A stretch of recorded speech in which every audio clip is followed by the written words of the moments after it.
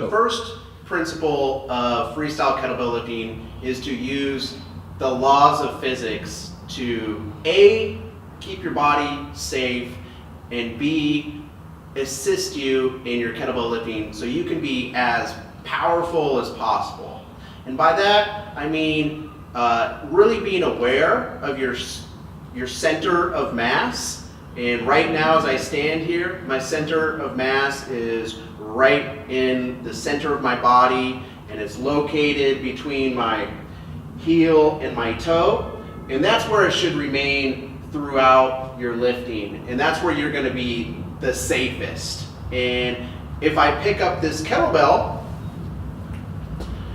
it's starting to change my body shape because it becomes part of my body, and it's going to change where my center of mass wants to go. And if I just push this 15-pound kettlebell out in front of my body without changing how my body is oriented, then my center of mass is going to go from the center of my body out in front of me, and I am immediately going to feel tension in my back. And we don't want that, okay?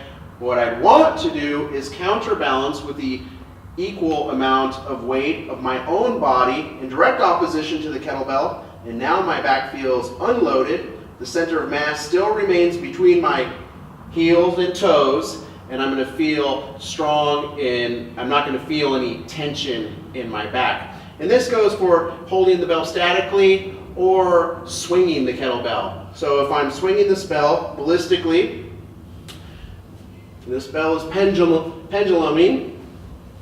Even though it's only 15 pounds, I need to counterbalance with 15 pounds of my own body weight to keep my center of mass located between my heels and my toes. And then if I go to a heavier weight, this is 70 pounds, I'm going to have to counterbalance with even more of my own body weight, okay? So look at the difference in the lean here.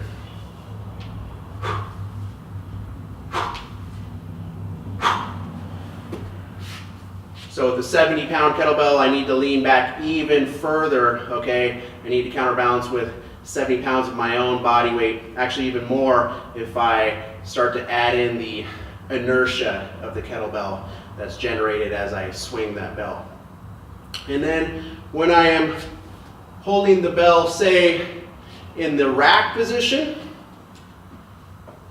I need to create a little bit of room, right, by pushing my pelvis forward and getting some of my upper body back so that this bell sits over my center of mass, okay? Because you want the mass of the kettlebell to sit over your center of mass. Right here, this is safe. If I were to stand straight up like this without making any adjustment for the kettlebell, all of a sudden, I feel that tension in the low back. So pushing the pelvis forward, creating some room, getting this kettlebell weight to stack over your center of mass is going to feel a lot safer and a lot more manageable. And then the same thing goes for when you press it out overhead. You're going to create some space so that the bell travels over your center of mass.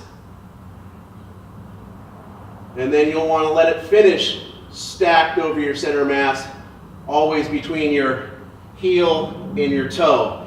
And if I get this perfectly balanced between my heel and my toes, stacked over my center of mass, it feels like I can hold this pretty much indefinitely because this is a lightweight and there's not a lot of strain. But if I let that bell get too far out in front of me, I'm going to feel a lot of strain in that shoulder, okay? So just remember to keep those bells stacked over your center of mass.